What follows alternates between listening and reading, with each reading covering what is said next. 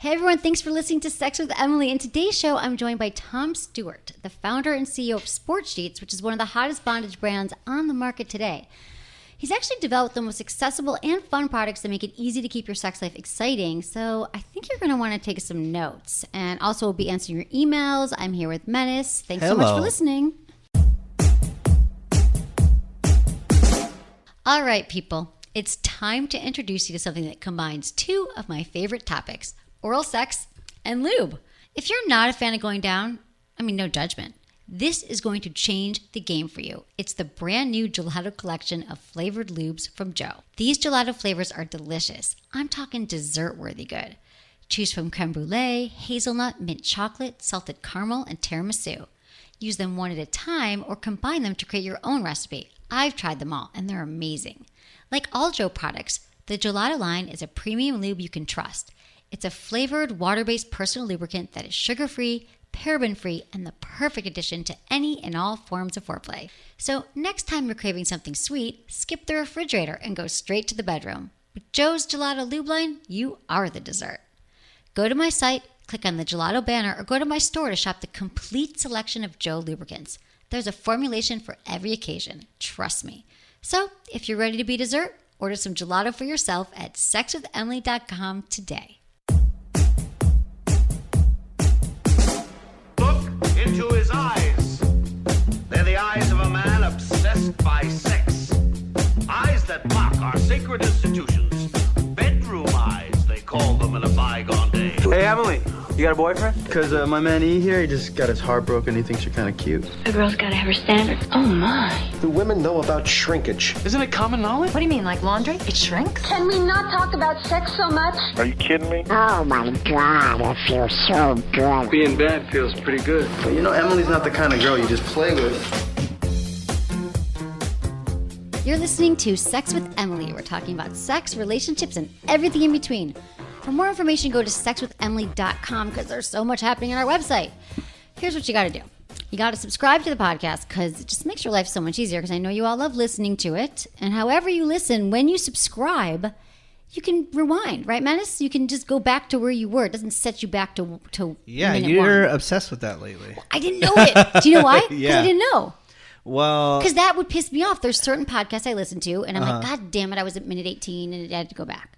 well, that's great and everything. And it helps but what us we too. really, really want is for you to rate the show and write a comment and just go to the Sex with Emily website because it's so great. It shows you all the different places that you can listen to the show. Exactly. So let's say you're on an app that you're not really a big fan of. You can go to sexwithemily.com and click on Google Play, SoundCloud, Spotify, all those fun places. I'm addicted to SoundCloud now. I love so. SoundCloud. Yeah, it's super easy. Yeah, I love SoundCloud. Okay, that's cool. Do that and then subscribe to our newsletter, which you're going to want to do because this is what's happening this month. This September we're celebrating Back to Sexual Confidence Month. So we're doing giveaways to help you have better sex, and it all starts with confidence. So if you haven't yet, which I'm sure you already do, but if you haven't, go to our Instagram and Twitter, which is Sex with Emily and Snapchat, and facebook.com/sexwithemily. Sign up for our newsletter so you can hear all the details because I promise you we're giving away some cool stuff that will bring back your confidence and you'll just have killer sex per usual, which is what I'm all about. And what else can you do? That's and shop. You can shop on our site. That's a good time. No, the best thing is Ask Emily too. Ask Emily, right? Where you have people that leave voicemails. That's great. Oh, yeah, we got the voicemails. We got a number on there. And every day we do update with blogs and videos. Yeah, it's just a good friggin' time. It's a new way to distract yourself. Yeah, you don't have to use your real name. Don't worry. You can even disguise your voice. That'd be hilarious. That's true. Also, when you write an email, please, when you write an email into the show, tell us your age so we know where you're at in life. 2, let us know where you are in the world. And 3, how you listen to the show. That's all we ask. That's all we ask. That's it. That's it's it. easy. We just asked just a few things. And now it's all about you. So, Do it. Do it. So what's up with Menace? What's with you, Menace? I took a very long road trip from Los Angeles to Reno, Nevada. Right. Not Las Vegas this time. I went to Reno, Nevada, hung out with some family. That was great. They're saying that they're really rebuilding it there. So I don't know if it's maybe a great place for young people to go and meet other people and buy a house for like $50. Yeah. They're calling it the new Portland. I did not know this. Well, look out. Reno. I always think of Reno like on the way to Tahoe, I guess, and then it's always kind of sketch. I don't know. No. It's great. But I also don't. I avoid snow, and I never would go up there as much as everyone else in the Bay Area. So winters were fun. Okay, go to Reno. Yeah, and again, like everybody in my family's like having babies and all this kind of crazy stuff. Dude, everybody. Right? How do you feel about that? Do you get the pressure? Were they all asking you when you're going to have a baby? No, they don't ask me. Never? I think they kind of give up. No one asks you anything. I don't ask about your sex life, babies, sex life. I don't even know what the hell you do. Any of that stuff. But I have a funny story though. Go, tell me everything. So I was up there for my dad's birthday, right? And so the whole family's getting together and stuff like that. But fast forward a year before that, my dad was in Tahoe. And if people don't know, there's lakes and rivers and all this kind of stuff. So he's in a kayak and he flips over the kayak. He loses his phone, right? Okay. Fast forward a year later, my sister is in Tahoe doing the same thing. She's in a kayak a couple feet into the water, flips over, and her phone goes in the water. Now, she's there with her friends, and they're like messed up, and they're drunk and high or whatever, right?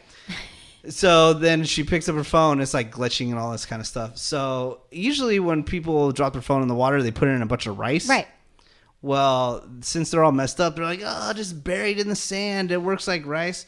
Well, how come they like go back and they can't even find the phone? Oh my God, that's horrible. They never found it? They never found it, and she's been like going through a nightmare trying to replace the phone. That is hilarious. Yeah, that's bad. But you'd think she would have learned from your dad's experience. Yeah. Here's the thing about that rice thing. I mean, I don't know if does that really work? Because it does. Because one time, this happened to me, it was so annoying. It was about a year ago, and I was at my friend Anna's barbecue, and I was going to the bathroom, and it was in my back pocket, and it dropped in the toilet. I'm like, God damn it. So I come out, and it was a new phone. I was like, what do I do? And then everyone's looking around her cupboard. She's like, I only have quinoa. Like, and like her neighbor, sorry, I only have quinoa. Like, how LA is that nobody had goddamn rice? So I was like, well, I guess I'll just try the quinoa. Yeah. And I put in quinoa, didn't work. Nothing. And then I had a second party that day, like 2 hours later, because I'm so popular. It was like another, I don't remember what it was. Another woman went to her house. I'm like, do you happen to have rice? She's like, just quinoa. Quinoa? Yeah, really? Like, what? How is that even? It's almost like you need baking soda in your refrigerator. You need like a box of rice for your phone, everyone. Yeah. Just in case I come over, because I might drop it. Have you been at any parties with any gentlemen lately? Any parties with any gentlemen lately? Not really, no. Nothing? I've been at some fun parties with girlfriends. Yeah. Dinners and I've had some. Seems like all your friends are having babies. A lot of my friends are getting divorced. So I'm actually having a lot of conversations about... I have a lot of that too. A lot of people that just got married right out of high school and now they're getting divorced. Exactly. So it's a lot of conversations about I don't even know how to date now, or how do I, show me your Snapchat, so show me your Bumble, show me, I'm writing people's profiles and like picking out the best pictures. And 90% of all the divorces, at least in my age range or like people that I hung out with, they are getting divorced because of cheating. Because of social media. It's true. They're all it's getting true. caught Facebook, up. Because guys are study. effing dumb and they can't cover their tracks. I know. Well, and women who cheat, there's a study we were going to read that they're women, way better at cheating. No, women, they don't get caught. Like women do not get caught cheating as don't. much as men. And the number one, we've always said Facebook was like top 5, but there was a study that came out that said Facebook was the number 1 reason that women cheat over men. Facebook? So everyone just close down their Facebook account if you're married. It's not good for you. It's not going to help you. One more thing I got to mention before we get into our amazing guest here is that I'm going to be in New York just soon. It's September 24th and 25th, the Sexual Health Expo in Brooklyn.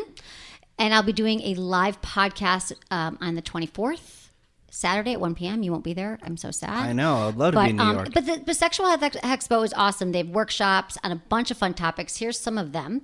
How to get out of your head and into role-playing. Digital dating. How to sext, Skype, and swipe your way to dating success. I should send all my friends there because I'm so tired of teaching them how to swipe. The female anatomy, which I know a lot of you could use some help with. And, of course, how to give a great blowjob. All that. So check it out. There's the She banner on my website. Click on it. Get tickets. It's going to be a good time. What? No, I'm just wondering, like, which ex-boyfriend you're going to hook up with in New York. Oh, I gotta stir up a whole new pot. What? I gotta start swiping. I don't have, they're all like, dead maybe they're leads or divorced what? by now. No, because they were married. No, I had a bunch of guys in New York and then they got married. And then I like kind of lost touch. So maybe they're like, I don't know what. But I think it would be a good time to like kind of mix up the rotation. Maybe I should put something on Facebook. Do it. Say, I'm coming to New York. Who wants to hang out? What's up? Let's bang. Okay, so I want to get to our guest here because I'm really excited about him. Do it. I'm very interested. But did I say? Let me just make sure I said everything I have to say. say. Hold on All a right. minute. Just because this is there's a point of no return because I love this guy, and I'm just making sure we said it all. Okay. Hi, Tom. Tom is here. He's from Sportsheets, and you're always asking me, how do I keep my sex life interesting? How do I talk to my partner about trying new things in the bedroom? Do we not get asked that question every day, Menace? Both of those questions. Yeah. So I'm excited because you're fascinating, Tom. He's the CEO and founder of the easy to kink it up bondage brand Sportsheets. So, and whenever, people, welcome to the show. Thanks, Emily. I'm so glad you're here. And I've always been a fan of your products. I don't know anybody who it doesn't even matter who exists, who makes products like this, because people are so interested. A lot of our listeners just, how do I spice it up in the bedroom? Like, how do I start bondage? Like, do I need a dungeon? And I'm like, just get Sportsheets. It's like velcro cuffs. I mean, that's just tipping the iceberg with the products you have. But now you're here. I'm here. Welcome. This is This beautiful. is so Thanks, fun. man. It's good to meet you. Nice to meet you too. Well, we're going to get into all that fun stuff, but we got a little sex in the news first. Okay. What were you going to say? No, I was just going to say, is it sportsheets.com? Just so people can look at the website while they listen. Thank you. It's sportsheets.com, and I can even tell you the social media is Twitter, Sportsheets, INTL, International. And Facebook is at Sportsheets, Instagram at Sportsheets. And this is all on our website as well. Cool. Okay. And we're actually shooting the show today. So there are going to be some clips coming out so you can check out the show and a lot of the stuff that we're talking about. Because I'm telling you, there's going to be some serious learning going on. Okay. Sex in the news. 1 in 5 people date non-monogamously. So millennials and dating non-monogamously, say that 10 times fast, more than any, millennials are dating non-monogamously more than any generation to come before us somehow. But polyamory or the practice of consenting open relationships still remains on the fringes of mainstream culture and discourse. So there's a new study, a wide-ranging study. 21% of people have experienced dating non-monogamously. And this was published in the Journal of Sex and Marital Therapy. And they clarified it. They defined it. And they said non-monogamy was defined as the participants, any relationship in which all partners agree that each may have romantic and or sexual relationships with other partners. So pretty much like you're dating around. I think if you're just dating, and nowadays like people You are assume trying to do like the don't ask, don't tell. Doesn't work for very long. Kind of attitude. Yeah, it doesn't, because then eventually you're like, all right, well, what is this? Right. Where are we at? Then you either get the answer, well, I thought we were just dating, or two, yeah, let's do something. Right. But now they're saying that people are more and more just like practicing polyamory, but they're not like saying they're polyamorous. So the study says like these numbers are really high. So why isn't the talk about polyamorous lifestyles like more, into like social science circles, and people aren't talking about it?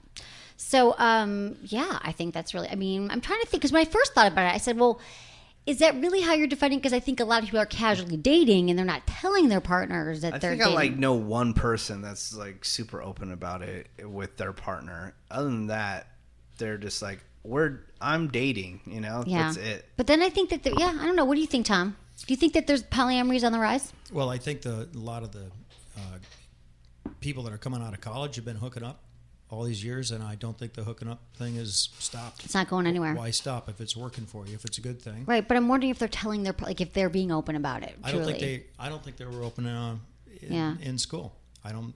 I think it's very difficult to say, "Hey, Susie, I was with Janie last night." Right. Exactly. How do you feel about that? Right. Because, well, gee whiz, Susie, I'm with you tonight. That isn't everything. Right. And I think I think this sounds like this is an extension of the way dating's going in at the universities. Right. I think so too. And I think that just people just aren't, and I think the more honest you are, like the more, the more honest your relationship will you'll be more likely to, you're more honest. It's better to be honest always, but also you don't know the intentions of your partner. They're probably in the same place you are, and you might as well just be open to it. I think people would have healthier relationships and figure out what they want rather than all the sneaking around, because when you lie, it's hard to remember. And I remember dating in college several guys at once. I went through a period. And I remember it got confusing. Like the hardest thing was like, I told you. I'd be like telling him a story. I'm like, remember I told you that? And he'd be like, no, you didn't. And I'd be like, oh, right. Oops. So then I had to start saying, well, I think I might have already told you this, but rather than making assumptions. It's like when you meet someone and you're like, instead of saying nice to meet you, say nice to see you. It's kind of that same thing. Right. So they're like, we already met. When you and I were in college, there was no texting. So you couldn't like keep it in order. Right. Exactly. There was no texting. There was no. You could file it all together and organize it. It was a lot harder. Because now, you could just text and you can hit up 12 people at night and see who shows up who bites for your hooking up. Mm-hmm. Yeah. Your, what's it called? Booty call. Okay. Yeah. That's what we got to say about that. Let's get into Tom. Tom. Okay, so Tom. Emily. Welcome to the show. Thanks. I just am so excited that you're here and talk about your lovely products that you brought. But how did Sportsheets get started? Because it really is a fascinating brand, I think. Tell me how it got started. Well, we started this in our garage about 25 years ago. The idea for the very first product, the Sport Sheet, which is a Velcro compatible bondage bed sheet. That's what a Sport Sheet is. That idea came from the David Letterman show. Back in the late 80s, David was doing these demonstrations for Velcro, and his engineers had stitched Velcro on his like a jumpsuit, and he was showing all these different things you can do with Velcro. But the coolest thing was he jumped on a little trampoline and launched himself onto a Velcro wall. I remember this. Do you remember this, Menace? Yeah. There. So I was in the Marine Corps then, and we're at the officers' club drinking beers and talking about women and sex, because that's what we did. I'm sure. And somebody said, "Did you see that Letterman episode the other night?" And somebody said, "Yeah, we're stuck to the Velcro wall." And somebody said, "Wouldn't it be cool if you could stick your girlfriend to a Velcro wall and have sex with her?"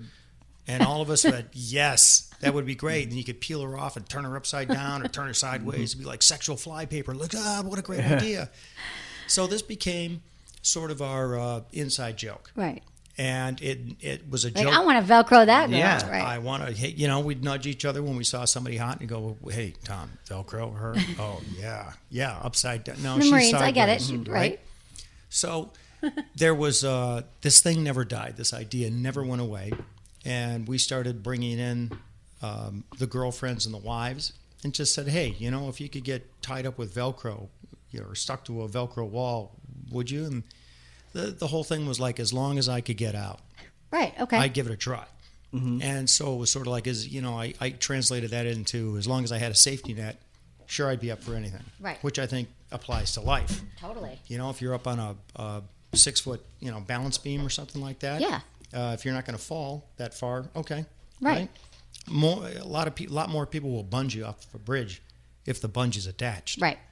A little safety line there. Makes sense. So I decided that there was so much interest in this whole Velcro idea that I called the guy from Velcro.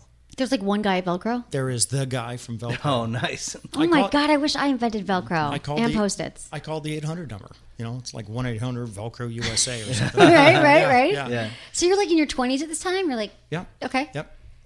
And so, it's hilarious. So anyway, but before I called the guy, we were talking about this Velcro wall, and then somebody suggested, well, what if it was a Velcro table? And then, well, what about a pool table? And then some genius said, well, make a set of bed sheets? And that was when the light went off, and I went, okay, there's something to this. Okay. And like I said, the joke just never went away. So that's when I called the guy from Velcro, and I said, hey, I got an idea. Don't hang up on me now, because this is like 25 years ago. Right. When like bondage was in everybody's basement. Right. Not like it is now. And the guy started laughing when I told him. He says, "That is the best application for Velcro I've ever heard in my life. I'll meet you next week." Nice. I could have gone so many different ways, but right. Yep. So I met this guy, and he showed me these two materials that we still use today on the Sport Sheet. And it was, Velcro's hook and loop. It's got that kind of fuzzy stuff and the real scratchy stuff, and you put them together, and you can peel them apart, but you can't like pull them apart. Right. So this is how Velcro works. So one of the guys in the squadron, his wife, was a seamstress, and so she volunteered to sew the very first set of Velcro sheets that weren't even called Sport Sheets then. Right. So Debbie sewed these things together, and we took a handcuff. We took a surf leash and turned them into handcuffs, because we were on the beach and they were plentiful, and they didn't hurt, and you could get them off really easily. Right. Velcro, it's like, man, it's easy on, easy off. Love Velcro. And so then we came up with this anchor pad thing that sticks anywhere to the surface of the bed sheet, and you connect your surf leash or your wrist cuff, to the little pad that sticks anywhere on the sheet, and you can't pull it off the bed, but you can peel it up and get away. Right, peel, not pull. So you're only as tied up as you want to be. There's the safety net, and that was the thing that allowed most of the women that we talked to said, sure, I'll give it a try as long as I can get out. So we kind of kept that whole as long as I can get out mentality to most of the products that we make today. So Debbie sewed this set of sheets, and it worked. We couldn't believe it. It worked. And now we knew, okay, now what do we do? Did you try it on someone? Were you like, who can I Velcro you up? Who's going first? There's got to be the first. Yeah. Yes. Thank you, Joy, by the way. You know who you are. And Joy was a debutante, in her past life. And she said, okay, I'll give it a try. And there was like 6 of us in the bedroom when, we set this thing up. And she said, I'll give it a try. So we all hooked her up, and she's like spread eagle on this bed sheet. Right. Naked or not naked? This was just to see if it worked. Got it. Naked. Oh, okay. And I get it. So we got her spread eagle on the sport sheet, and I said, okay, now pull, like try to get out. And she starts pulling, and the anchor pads don't move. The handcuffs. Did you start to cry? Oh, You're my like, God. this was like your moment, right? You're like, when it. I didn't know what. Think about Steve Jobs and like the first computer when it. I remember watching the doc. It's like that same kind of thing. Yeah. There was a silence in the room, and then Joy just, she's like doing this ab crunch thing, trying to get out, and the bed's sort of, moving up and stuff. And so she sort of gives up in exhaustion, and then she starts cracking up. And everybody in the bedroom started laughing their asses off, and it was hysterical. And it was like, oh my God, this sort of like defining moment, right? Didn't end with anybody in tears. It was hysterical. Right. It was funny, and it was like uplifting, like sex should be, yeah, right? You should exactly. be able to, we're all about fun sex. You should which be is able what to today's laugh about. at sex. Exactly. And there was such laughter from this. It's like, okay, the energy's too good on this. It's amazing. I got to pursue it. So I got some more material from Velcro. We got a place up in LA to start sewing some of these sheets. And then we thought, well, where do we sell these? Right.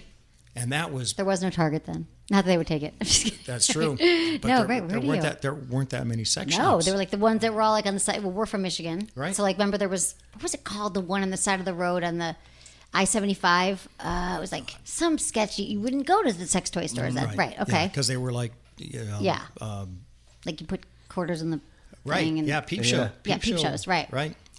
There were a couple down on 8 Pink Mile. Lady, Dusty Lady, Pink Rabbit. What was it called? Do you know what I'm talking about? No. Okay, keep going. There were some on 8 Mile. Right. And Woodward Right. and 8 Mile. Oh, God bless Detroit.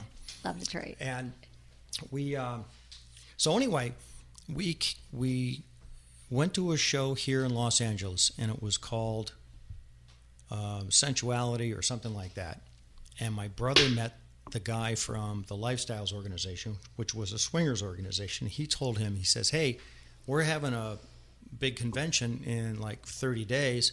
There's going to be 300 couples at Swingers. the LAX Hilton, swingers. You should come and sell this thing. What better people to sell to? So we didn't really know what a swinger was. Right. We'd heard about them, but, I wasn't a swinger. Right. My brother wasn't. And so we thought, okay, 300 couples that are going to have sex.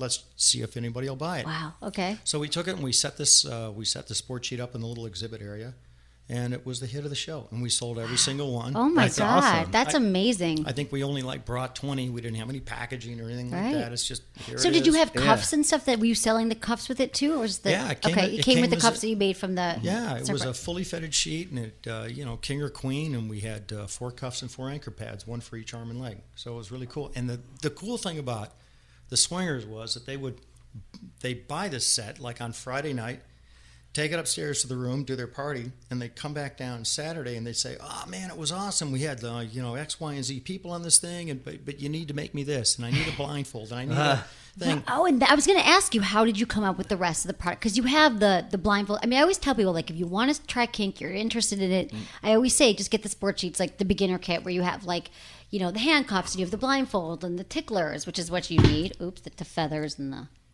paddles. So that's what they were telling you. Yeah. And you're like, Yeah, I can make that. Started off with one product, and people said, I need more cuffs. And we're like, well, the set comes with 4 cuffs. How many more do you need? No, you don't understand. I The need more cuffs. swingers need like 6 sets of cuffs. I love okay? these people.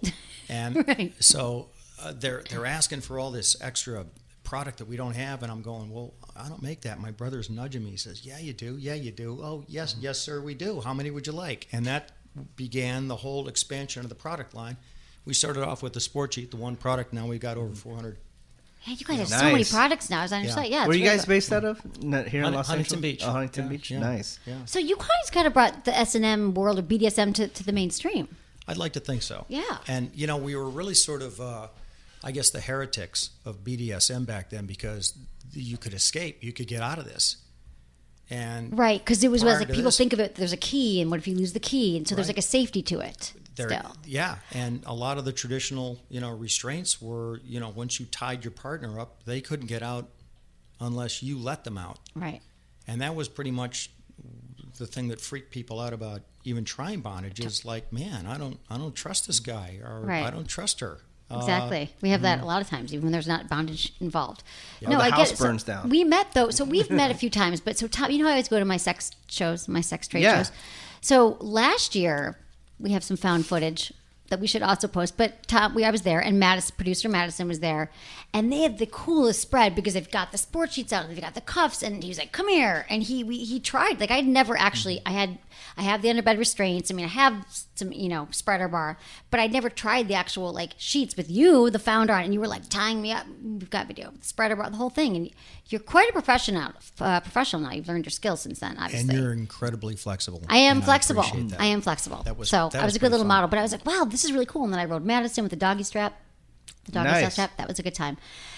But your whole slogan, like keeping couples connected and all that, like how people are like, well, but I'm not into like bondage stuff. Like, how do you still think this, can expand to everybody? Like, because we know you have a lot of different things. Our products primarily are started off as bondage, and then we started making strap-on harnesses, and then we made intercourse products like the dog. We have a product called the doggy style strap, right. which do you know about this, Menace? There's a doggy style strap. No. Okay, I'm sure you. Tell me more. Okay.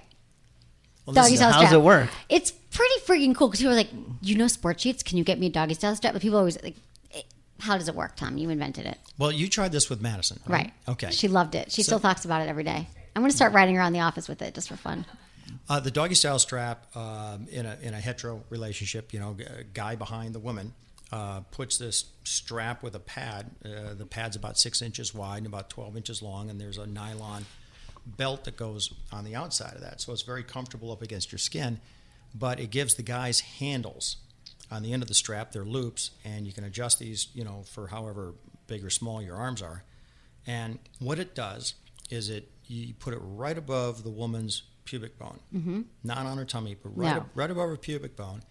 And as you go inside her and pull back like you're thrusting, your penis, the guy's penis actually goes in further. It actually compresses the vaginal canal a little bit, so it hits a different spot in the woman's vagina, and it is absolutely phenomenal. It will, and I claim this, and it's true. It will change the way your intercourse feels, which is a pretty bold statement. Yeah. But we've been making this product for I think 15 years, and no one's ever called up and said, "No, the product doesn't work. It did not change." No. So really, so it helps the guys and the woman. Like she's getting it in different spots, and he can like pull her in. And one of the coolest things is that we've been to a lot of public sex shows, like the coming up. Sexual Health Expo. You guys are going to be there? I don't think so. Okay. No, because this is the one that's in New York, right? Right. Yeah, I'm banned from that state. I'm sure. But when we went to the show, I met this girl, and I had my Sportsheets shirt on, and it was a young couple, maybe, I don't know, like 21, 22 years old. And they came up and they said, "Sportsheets, oh my God, we have the doggy style strap. We use that every single time we ... And it's like, to meet an actual user. Right. And unprovoked or Right. whatever. No, people love, you guys have been around. People. It's absolutely amazing. And the more people that I talk to about, using this doggy style strap, the more people go, "Oh my God, yeah, it totally makes a difference." And there's not a lot of things that you can use for intercourse that'll actually make your intercourse different. Right. And that's why I like the G-spot link too. Like Menace, these products, the strap, you know how many women email like, "Can't find my G-spot." I think we do have a question about this, but it's like, it helps women, like the position, these straps will help you, the G-spot link, get in the position. So the G-spot orgasm there's nothing like this. Do you see? No, cool. we were just talking about one of my coworkers. She's like, never had an orgasm. Did you give her the vibrator? I did. I gave her. You're never going to talk about it. No, I will. You will not be like, "Hey, so did you have that orgasm?" No, yet? she will. She'll tell me. I gave her the WeVibe touch because I do like the touch. So my coworker, she's never had an orgasm before. And then then Emily hooked her up with a toy to play around with. But what you're talking about here is something that maybe that she should also try out. Oh, yeah. You know? Exactly. Well, because and she's married. Totally. We'll hook her up. I want when people have orgasms, I'm like, like, you go and just like, what can I do? What can I do? What do you mean never? Have you done this? Have you done that? Have you tried lube? Have you tried everything? Have you tried everything? Because there's so much to try. Have you listened to the Sex with Emily podcast? Exactly. Just do that for a minute. Go to the website. But Menace, you just reminded me, being on your show was super fun on the Woody Show. And then that podcast, people kept emailing and asking when that came out. And that came out with you and Woody visiting here last week. That's awesome. People loved it. We had a good time. A lot of people loved it. And the time that you were on the Woody Show, I'm going to send you that audio so you can put it on a podcast later. Perfect. We will do when that. When you were on terrestrial radio and you have to talk nice. And I did not mess up. You didn't use the dump button once. No. Menace and I met 10 years ago, and we were doing this public You guys radio, go back that far. We do. Yeah. 11 years. Yeah, 11 years. I was on a radio station in San Francisco. Yeah, and she came from podcasting to terrestrial radio and didn't know all the FCC guidelines. But now we're here in podcasting, so everything's all good. It's amazing. So that's all done. Fuck it, shit, all that. Okay, totally. Okay, so let's we're going to get some emails and some more questions. But first, we're going to give a big shout out to our sponsors who we love, and thank you for supporting them, and we'll be right back.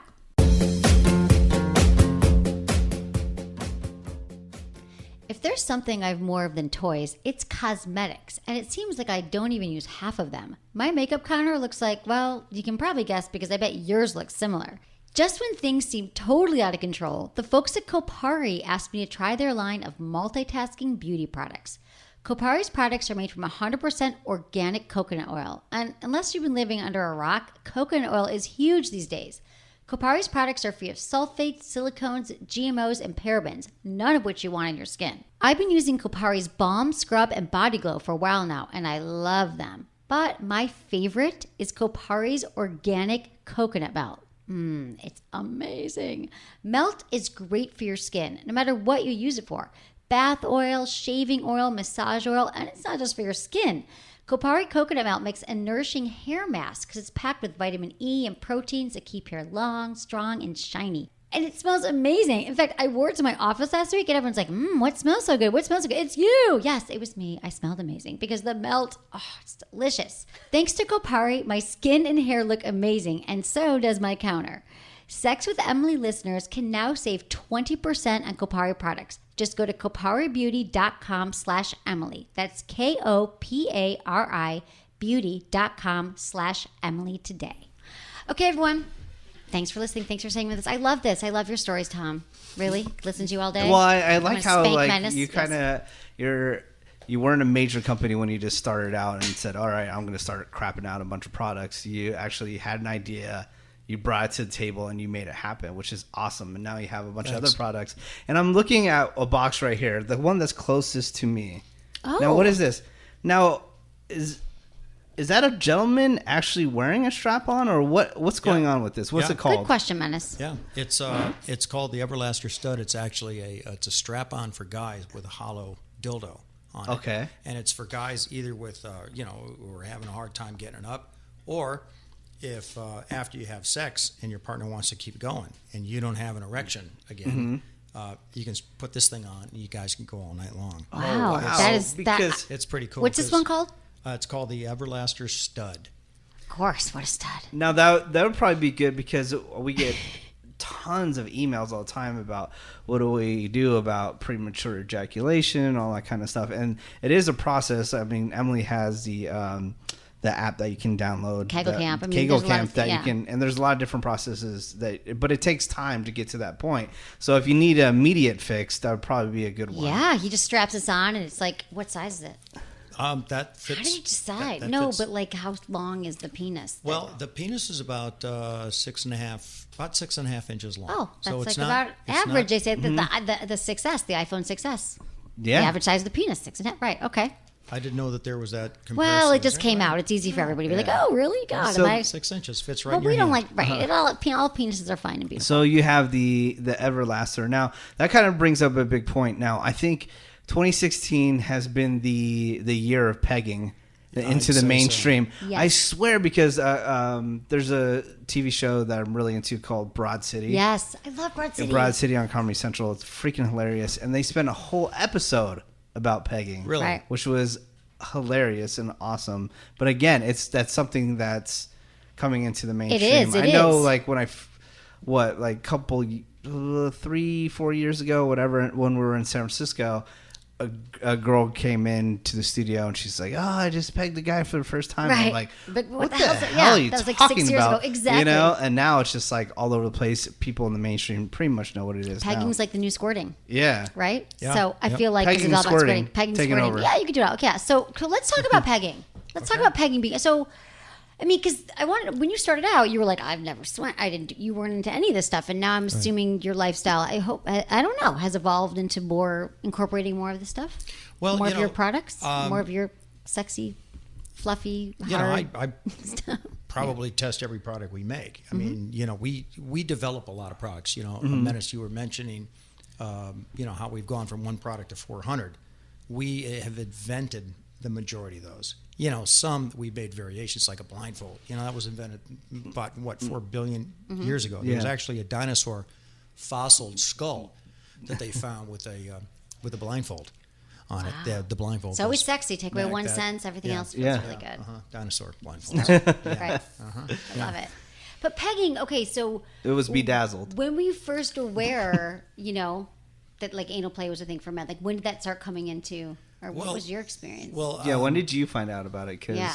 I just found out about it a few years ago. This is actually a good. It's a good question. good topic that you bring up because for most guys, this is their anus is exit only.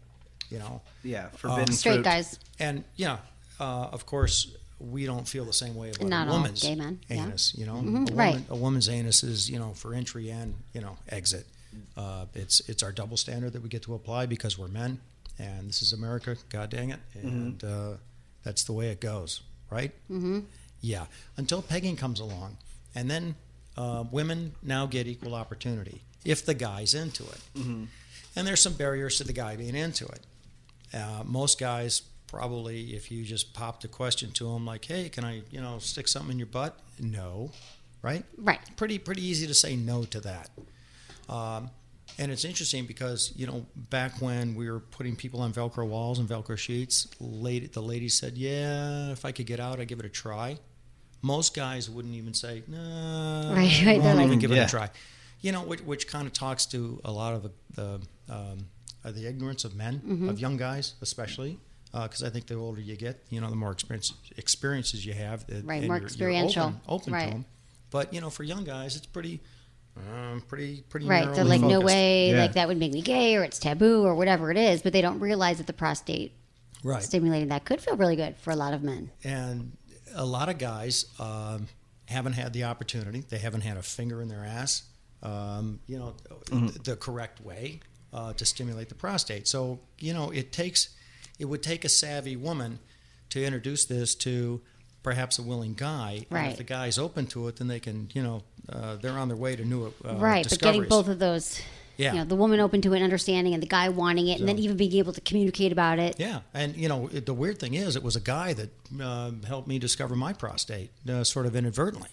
Okay, what happened? How'd that happen? Well, yeah, inadvertently. Inadvertently. So let's rewind back to when I'm in the Marine Corps. Okay. Okay. So every year we have a physical exam, and every year you get the flight surgeon's finger up your ass so he can check your prostate. Right. Right. Well, this is of course for us guys, Marines. Right. This is the worst part of. Why are they checking your prostate at that age though? For fun? No. Well, They're like, hey, I know the Marines, and this isn't really that fun. Yeah, it's not a walk in the park, but this could be fun. U.S. Naval Medicine has never made total sense. To Yeah. me. Right. Somebody thought it would be a great idea. Yeah. And it's like, okay. But I think for, just for overall health, tracking a male's health over perhaps a 20-year career, you got to have some sort of baseline. And if you don't start sticking your finger up your ass at an early age, you really don't have a baseline for, oh my God, maybe by the time you're 40, your prostate's the size of a tennis ball or something like that. But if it's always been the size of a tennis ball, no big deal. But if you discover this for the first time, it's the size of a tennis ball, and they decide to take it out. So they did them every year. Okay. Oh, that's a normal size tennis ball prostate. Let's put that back in. Right. Yeah. Too late. So So my flight surgeon, I got my cherry busted, my anal cherry busted by my flight surgeon. Okay. And the first time you're in there, it's, I mean, he was doing your prostate exam. Yeah. He wasn't just like drunk No. and okay, got it. Just popping the cherry. no. You can pop the cherry in the, I'm just being clear here. no, Okay. but thanks for the fantasy. Yeah. That was, so with most guys, they're used to the hernia check where the guy, puts his hand, right next to your nutsack and stuff, and turn your head to the left and cough. Yeah. And, the other That's thing. fun, too. So Yeah. they're already around your junk. Right. The next thing is, with the glove, and here comes the lube, and it's like that was my first experience Yeah. with lube too. Right. By the way. Oh, okay. Big old blob of KY Right. jelly Yeah. coming at you. There you go. So, in his finger goes and hits my prostate, and I feel this sensation at the end of my penis, not like deep down, but it was like one of those little bink, like, ugh, what was that? And it did not feel bad. Okay. So, but it was one of those, wow, what was that? But I didn't turn around and ask him that because it's just Yeah. that Right. was my Like, own. Doc, could you do that again? Right. That was my right. Hey, could you leave that in there for a few more minutes? Right. Let me wriggle on that. Just, pardon me. So that was the first time. Okay. And then every year it's that same kind of thing. So I learned you have to learn to relax during this part of the exam, or else, it's Yeah, it's more painful. Just like I say, for the number one anal sex tip, one of them is to breathe and relax and use lots of lube. You gotta relax. And so I tried this, and again, this is years before Sportsheets. Right. Very straight laced, very hetero focused, and I got a guy's hand at my ass. So every year we always got treated to that. Here, and the other thing is that everybody had the same exam, so everybody knew that everybody else has had, The finger.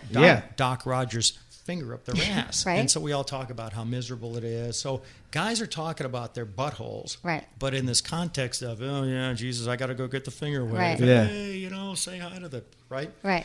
And then the flight surgeon's joke was, when he has his finger up your ass, he puts both hands on your shoulders. Right. Right. Yeah. That's the paranoia. Right. So... Oh, God. So I discovered that, okay, there's some sensations here. All right, so I got to hit the rewind button again to tell you about how I found my testicular cyst on my balls. Okay. On my left testicle, benign. Thank you very much. Thank God. Yeah. But I heard this report about testicle self-exam, because they were talking about breast exams, and men should do this too. And so I thought, okay, so I'm playing around with my nutsack, which I'm usually doing anyway. As long as you're there. Right. And I feel this little tiny bump, and I'm like, what's that? So I told a friend of mine who was a medical, whatever, pre-law, pre-med, what's the difference? And she said, you need to get that to a doc. So anyway, I go to the doc, and, my point is that I started examining myself. And then after this flight surgeon thing, with that kind of like little sensation at the end of my penis. I tried it myself, Good. if you know what I mean. Right. I'm kind of a spelunker. Right. Right. You're exactly. Yeah. And You're a pioneer. yeah, I'm my own pioneer. Right. Yeah. Right. So this is my intro to my prostate. Got it. So I knew there was some good stuff there. And when we came out with the strap-ons, at first we made them for lesbians. We had a girl who was our bookkeeper was lesbian. Okay. And she designed all these strap-ons that we had. And so we sold our strap-ons for lesbians. But then couples started buying them. Hetero couple, and we're scratching our head going, what the hell are they doing with that? Yeah. Right. And this was during this early thing of when pegging was, before it really hit. Right. People were doing it. What year are we talking about here? Oh, God, 12 years ago? Okay, right. See, I've been doing this for 11, so right. And, a lot of this comes from, a lot of these ideas come from porn, because porn's kind of on the leading edge of, okay, what's the next craziest thing we can do, right? Right. Well, let's start, But how do you, right. So then, I wonder if we have a question actually from a listener who really wants like the play-by-play of he wants to get into pegging. So we'll get to that in a minute. But what I wanted to ask you also was about like, how did 50 Shades affect all this? Because I was so happy when it came out. Like, thank God, people are talking about sex and bondage, and it's sort of becoming more mainstream. But I feel like you guys must have been like, thank you, universe, right? It was awesome. It was awesome because you're like, we already have all you need, and you don't need to build a red room of pain, and you don't have to spend all this money on like crazy stuff. But this is like great. You have everything. You have the range. Well, we were doing this sort of an intro line called Sex and Mischief, and it was right during the time when the books came out, and I think that was about 2012. Yep. And so we did this black and white boxed release of really kind of basic, soup to nuts, your basic bondage. What is that? When you say products. basic bondage, what does that involve? Handcuffs, blindfolds, a little feather ticklers. I can't put this down. Little tiny, It feels so good. You're holding. Okay, I've been holding on the You're tickler. holding a little feather tickler with the plastic wand. Okay. Yeah. So that's what beginner. Nice. Okay. So it's very easy on, easy off. You can get out any time. Everything's safe. We have our beginner bondage kit, which has 4 cuffs attached to straps, and you can tie those to 4-poster beds or tie them around the. Like you can't really mess it up with the Velcro. Like Velcro, I love Velcro. I mean, I've always loved Velcro. What would be an intro kit, you think? Well, that's what you just said. Oh, would it be those? That's the intro kit he was saying. That is the intro kit. Exactly. Okay. Like a few cuffs, like your hands, for your feet. Yeah, a couple different intro ankles. kits. We have like a love slave kit, which has 4 cuffs, a blindfold, and a little feather tickler on it, which is very popular. Yeah. We have the less expensive version of the under the bed kit that you have, Emily, which is called the bed bondage kit. I love it. So I have restraints under my bed at all times. Yeah, and you so can my just housekeeper comes, I have to like tuck them up. Yeah. But yeah. She lifts the mattress. She already knows everything. We've right. talked Yeah. about it now. We had to come to Jesus after 3 years. I'm like, what do you think I do? Yeah. She's like, I just think you're kinky. But she didn't know about my... Anyway, it was a funny pretty funny. story. But That's pretty yes, funny. so she knows. But not everyone has to know, but they're always available. Right. The underbed restraints. Yeah. So there's a lot of when people read the 50 Shades of Grey book, they were either going to go all leather, for the first time, or they were going to have some kind of. They don't know where to start. I don't think people wanted ropes. No. So we gave them these straps, the Velcro and stuff, and made it very, very safe, very easy. And I think the world responded. Our sales almost doubled. I'm just going to ask. That's what I'm saying. It must have been like a huge. It was insane. It was probably one of the most difficult years we've had, and it was the difficulty was keeping up with the demand and stuff. And it was just, we were falling all over ourselves. We were running out of money because, we had to keep spending more and to I buy get more. it, dude. Having your own business. And so it was a huge, huge boost for us. And what it also did in the industry was the other manufacturers that were making rubber dildos and stuff said, let's get on the bondage bandwagon here, because it's becoming very popular. So we had, as a result, a lot of competition coming out. Right. Copying our products and stuff, Me Too stuff. And, it was a little frustrating. However, we're still here. We're better than ever. We've got a new line out. We haven't slowed down a bit. So, I think overall the competition has put more bondage products on the walls. Right. And on the internet. So the more people are seeing this than ever before. Right. Now it's everywhere. But you guys were like the only ones I knew. You're still the only ones I know and love. Thanks. Okay. I think we want to, I think we should get into some emails. All right. We've got some good ones here. We found some emails, particularly that I think you can help answer, and Menace. I have the world's squeakiest seat, by the way. I'm sorry. Okay. I had that before we traded. Yeah. We're getting new chairs in here. We're getting new chairs in here. Okay. Need some WD-40. Thank you, everybody, for emailing. Need some of that lube. I've got lube. Yeah, let's lube. I've got vats of lube in the closet. That's flight surgeon lube. So no worries about that. Okay, everyone, thank you for emailing feedback@sexwithemily.com, or like Menace said, so easy. Go to the Ask Emily button on the site. Yeah. Oh, you didn't say that part, but you did. Yes, you can go to Ask Emily, ask the question directly through the site, or leave a voicemail, because we will be playing your voicemails on the show. And that number is 818-ASK-SWE1, 818-275-7931. Okay, so the first question is about pegging. So we get a lot of them. I don't think that we got these questions 5 years ago, No even way. 3 years ago. But No now way. it's like, oh my God, I got to save earmark. I knew you were coming on the show. I've been wanting you in for so long. So, dear Emily, I've always been interested in anal play. My wife and I have a great sex life and continue to grow in this area. We have used toys on one another in the past with great results. Recently, we've been discussing pegging, and she seems open to it. However, she's nervous regarding the role reversal. My question is, do you have any recommendations for the best strap-on harnesses? I definitely want something that will allow her to feel sexy, comfortable, and is good quality.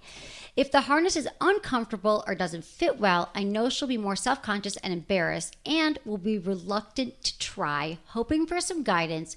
Brian, age 42, Houston, Texas.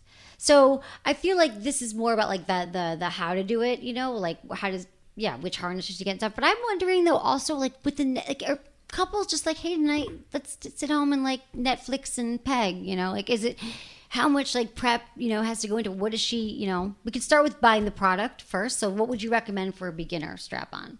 Well, we make a couple different products specifically for pegging.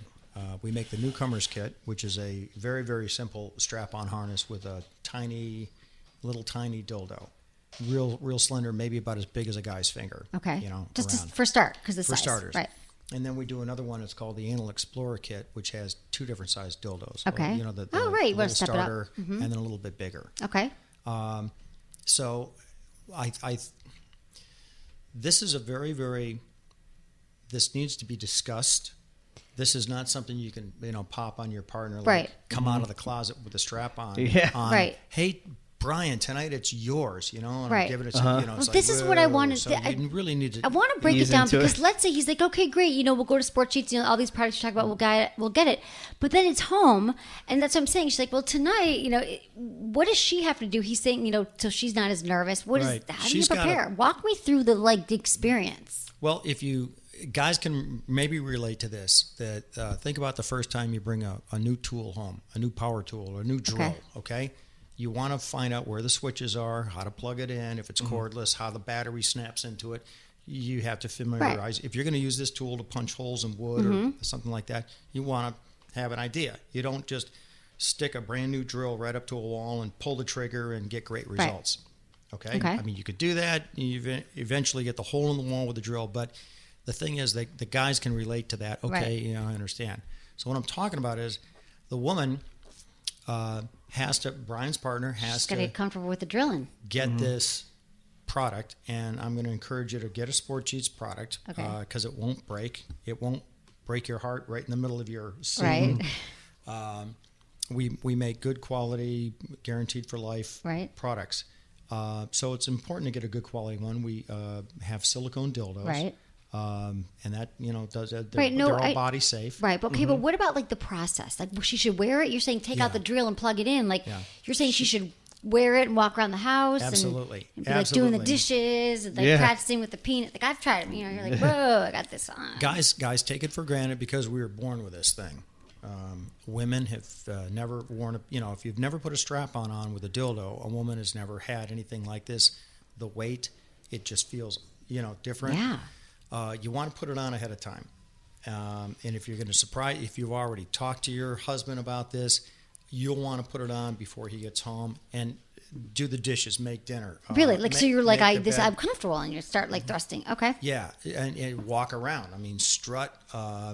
And then the other thing is that the woman has to practice thrusting or humping. Okay. Because what does she practice on? The couch, a pillow, or just actually moving her hips. When you've got the strap on, you step into it, you pull it up to your waist, you pull the belts tight, you tighten the leg straps, and you get it so it's comfortable. Okay. You put the pad that's in front of the dildo, that's in back of the dildo, right up against your pubic mound, and you have to position it carefully so it doesn't, crush your clit. It doesn't hurt. It doesn't rip your hair if you have any hair left. Right. You want to find these things out. That's a whole other show. Right. Check this out. If you still have hair and you're putting a strap on, and you start thrusting with it, and it starts kind of like yanking your pubes, guess what? That is not going to be an enjoyable experience. It's going to hurt. It's another. You got to put underwear on underneath it or something, no? You could do that. Right? What if you were like, I want my bush? But if you want to keep your bush, putting underwear on is a great idea. Okay. So it's kind of slides. You got to watch out for the pubes. But these are the kind of things where this is what I'm saying. People are like, I want to know how to actually do this. Yeah. So while the woman's getting used to wearing this, and she's got to teach herself how to thrust. And I think most women would be more comfortable doing this by themselves than with their partner. True. Don't practice on him the first time you thrust. It's scary for a guy who's comes home, on our pegging date. Okay, I'm going to get stuck up my ass tonight. Yeah. The woman also has performance anxieties, just like men get performance anxiety. It's like, oh my God, do they have erectile dysfunction with the harness? Women do, because I've seen ladies at these public shows like the Sexual Health Expo that you're going to go to. We've put women in this, and had like humping contests and stuff. And most women, I'd say 99% of women, don't know how to hump. They don't know how to thrust their hips. Right. Never have to hump. It's not in their sexual repertoire. So you have to practice this, because you don't want to feel, if you feel silly, advice. Okay. if you feel silly doing it, if you feel like a failure, it's not going to work for the couple. And it's already something. Again, we talk about laughter at the beginning, like sex is fun. Like you're going to laugh. Like you're not going to be. It's not going to be perfect the first time. Like you might do something funny, weird, strange with it. Who knows? And miss the hole for a second. And here's the other thing is that there's no feeling in a dildo. For a woman, the feeling she's going to get is if the dildo's riding on her clit, it's going to be pleasurable, but she's not going to really feel that until she thrusts and has some feedback from the guy's body. So if there's no feeling, like a guy has, I know when I'm in your butt, right? I can feel exactly. That. But when the woman's pegging, she can't feel. Right? Is it in yet? So you got to be looking. You got to get the nutsack out of the way. I mean, right? Right. Got to communicate. And you've got to use a tremendous amount of lube, more than you think is necessary. Right. The guy's got to have his butt lubed. Right, but does not lubricate itself. They make anal shooters and stuff like that. Anal shooters. I mean, you can't shove enough lube up your butt with your fingertip. Okay. I don't think. Probably not. So there's some prep in there, because the guy doesn't want it to hurt. The girl doesn't want it to hurt the guy. The guy certainly doesn't want it to hurt. So the guy needs to have a lot of lube in his anus, in his rectum, right? Right. And then you can do this where I'd recommend where the guy lays on his back and pulls his knees up to his chest. Okay. And that way, the woman can take a hold of his balls, his penis, and play with his balls, play with his penis. All right, because his back is right. But she's going to have to put her hand down on her dildo and guide this thing right up to his anus, and then he's going to have to probably. Breathe, I recommend relax. Breathe, but bear down a little bit, like he's going to take a dump. Okay. This is what I wanted these specific details. So, Menace, you go home tonight with this. Yeah. And this flexes the anal sphincter muscle. Okay. And then the head of the dildo goes right into the anus. Okay. And then he relaxes, and she doesn't start thrusting right away. You just sort of let it sit there and let the guy breathe. Okay. And then obviously, if in this particular position, if she's got him by the balls, which she should have, right? She can play with the head of his penis. She can stroke him, jack him off with a lube that's still in her hand, right? And go very, very slowly, and listen to him. Right. Okay, that's fine. A lot of communication. Okay. You can go deeper. You can go deeper, and the dildos that we have in our kits are smooth. They don't have ridges in them. Okay. Because the ridges at first are a little too you much really want to start, sensation. like, if you've never done, I would say the beginner kit, the Explorer. It's smoother than your finger. Okay. And that is a really good way to warm up too. Before the dildo is, fingers in the anus. Right. But, we're really talking about when you've got it on. And then not until probably it's all the way up to the hilt. And the guy's like totally relaxed. Does the guy say, okay, give me a little thrust. Okay. And you just pull out a little bit and see how that goes. And then she's like, you thrust. Yeah. Okay. And now this is where the woman has to practice, because if she's not a good thruster, if she just sort of jerks her hips forward, all of a sudden, ouch. Right. Yeah. Right. And that's why you got to be really gentle. You have to kind of know what that, when you send your stroke, you got to know. I feel like I would understand what a guy goes through whenever, even though there's no feeling, like all the emails I get from guys, like, I've never had sex, I'm so worried. But really, this is the moment where you've got to be communicating and I'm thrusting. Does it feel good? Communicate. Yeah. And then, every moment you need to communicate a lot. Obviously, if you're in pain during sex, communicate all the time. Communication is a lubrication. I saw that on your sign. No, I know. I'm like, well, these are my top quotes. Yeah. I mean, that's pretty good. I can only put 3 up. Okay, that's very helpful. Did we answer all Brian's question? Age 42 from Houston. Brian, I think you get the expert here. Yeah, explaining you this do. to you, but she's got to practice, put it on, rehearse. Thank you. Also, could you your website again? Sportsheets.com. Right. Cool. You can see all this email. stuff. Exactly. Another email? Emily. First of all, I want to thank you for putting on an awesome show. I've been a longtime listener, and your show always seems to get better. Also, Menace, Craigslist Freak of the Week is hilarious. Oh, nice. Yeah, so if you don't know, I'm part of a morning show in Los Angeles called The Woody Show on Alt 98.7. It's a iHeart radio station you can find on iHeart. But we do a segment on our show called Craigslist Freak of the Week. So we look for like the craziest ads you can think of. We pick 3 of them, and then we read them off, and then people vote on which one they think is the freakiest. We actually did one today, and today was... What was it? Let me see. I have the list right here. I know Okay, one of well, them. I'll keep reading the email, and then you can keep find on reading, it. and Okay, I'll so read he them. loves you. Okay. Anyway, my dilemma is this. My girlfriend's 26, and I'm 27. We have an amazing, loving relationship. We've been together for almost 2 years, and we've been through a lot together. I almost died in a motorcycle accident last year. Oh, damn. That's tough. And our struggles have only made us stronger as a couple. The problem is our sex life is a hellacious roller coaster.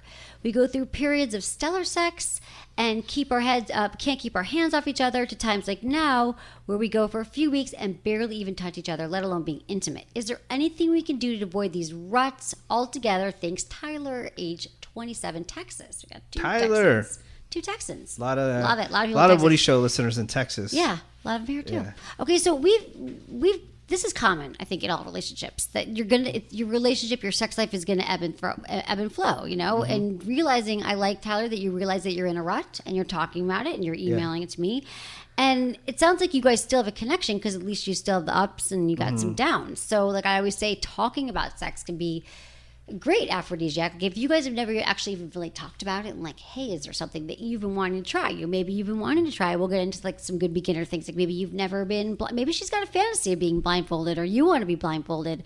You know, role playing, trying sex toys, sex outside the bedroom. I mean, we talk about, gotta go to our website and search. We've got a lot of tips for, you know, spicing up your relationship and different things you can try. But again, like sometimes just saying like, hey, and I know this might seem really hard, Tyler, like you're like, but sex is supposed to be easy and we're not supposed to talk about it. And I can't tell you, like, the couples that talk about it more do a better sex. And it could just start with like, love the sex we're having together. Has there been anything you wanted to try? I mean, you guys can take a piece of paper and write down things on your bucket list, like 3 things you want to try this year. I mean, really just getting it going, and just the act of just talking about it and experimenting with a few of these things or exchanging ideas will get you on the right track. And you'll always be like, well, it's getting a little low right now. Like, well, let's whip out this, you know, tickler. Something. But what would you recommend? Like, Tom, anything for Sportsheets? I know you have a lot, but like, besides like the bondage, is there anything or that we haven't talked about that might be cool to be like, let's try this? Because if you've got a bevy of, like, I know I'm lucky. Thank you. Again, universe, but I've, you know, lots of toys to choose from in my house, lots of things. But a lot of people don't have anything. Never started. They don't have things. So what would you recommend? Well, I think that for somebody like your emailer who's Tyler, who's cycling on the roller coaster, I think that is pretty natural, like you said. Yeah, you know, people, it is, people guys. ebb It's and flow. fine. Yeah, and it that happens. you're not having sex, you know, every night, every week. I think that's very natural. I think if both the couples want to have more frequent sex, but they just find themselves sort of in that valley, then it's time for a sex date, and you just call it. You say, you know, if you haven't had sex in 7 days, all right, 3 days from now it's our sex date, right? And then you plan something around that. Yeah, we did a great show about scheduling sex. I think it was called Scheduling Sex. It's a great podcast. People really liked it because I used to think scheduling sex was like, oh, that's gonna take all the thrill out of it. Yeah. No, it actually allows you to know that she's now on board. I'm so on board with it. Yeah. So have a sex date, and what do you bring? Well, I jump into a store, and if they've never tried any restraints or bondage, I would start with a blindfold. Yeah. Bring a blindfold home, and if you don't want to buy a blindfold, make one out of something at home. A necktie or whatever, right? Yeah, something comfortable, and play some games. You know, bring in some ice cubes. You know, do some sensation things, and it's all foreplay. Right. But if you schedule this, you can have a tremendous amount of fun. Right. with I think this. foreplay is key. I mean, I'm always saying this too. Do I have a foreplay starts after the last orgasm? That's my other quote on the wall. No, but it is true that foreplay, I think, is just lost a lot in relationships. And I think they just think about that it's the intercourse. But there's, you know, sex is fun. There's a lot of playing to do. There's a lot of fun. It's not just about oral sex and making out, but you could actually have extended foreplay, which will get you both excited again and connected. So. And you know, one thing that I would recommend, and I think this works for a lot of people, is a blindfold and a set of handcuffs. And it's not just because we make bondage. It's certainly one of the advantages. But if you blindfold and handcuff your partner, they have no responsibility whatsoever to your pleasure. It's all about them. Mm-hmm. And so it takes that whole performance anxiety off one person, the person who's blindfolded or handcuffed. They don't have to do anything. That's so nice. And it really sort of frees up that one partner to just go for the roller coaster ride of ecstasy. And right. I mentioned the ice cubes, a feather, a little tickler, something that it's absolutely liberating when you put a blindfold on. Right, because you don't know what you're releasing control. You don't know what's coming next, and if that doesn't get you going into it, right.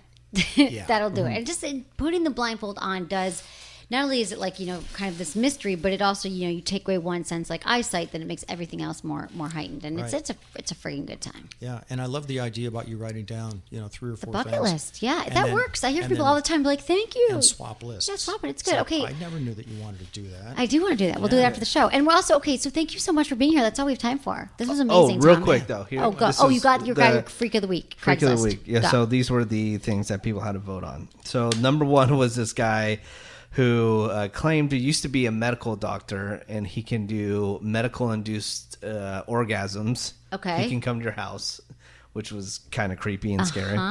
Then the other guy wanted to wrestle you and then worship your feet. So he wanted to wrestle you to the ground. Okay. And then had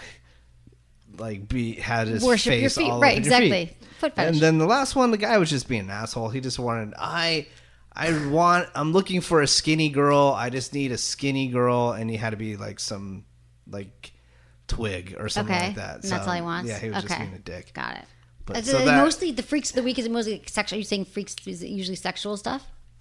Typically? It doesn't have to be sexual, no. There's maybe sometimes it's just I want to be in a diaper. Craigslist is always good material. Yeah. Okay, thanks, Menace. Well, thank you, Menace, and thank you, Tom. Can I throw out to your listeners? Yeah. There is a special that'll be on the internet. Oh, okay.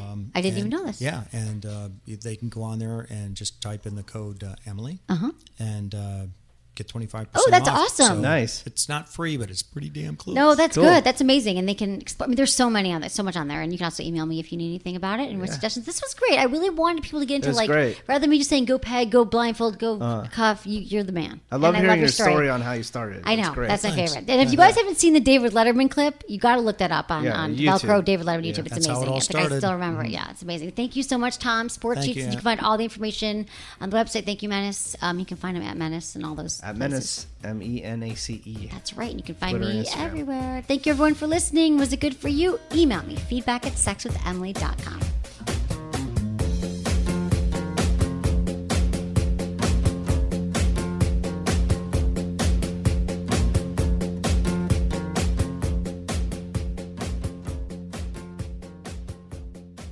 For more than 30 years, Vibratex has understood that giving women options means more than offering a variety of colors. They know what feels good to you might not be what feels good to someone else. Exploring your own self-pleasure is not only fun, but it's an important part of learning what works for you. To help women explore, Vibratex was among the first to introduce toys that rotate and twist to stimulate all your sensitive areas. A favorite of mine is the Sugar Pop. Doesn't that just sound fun? Sugar Pop.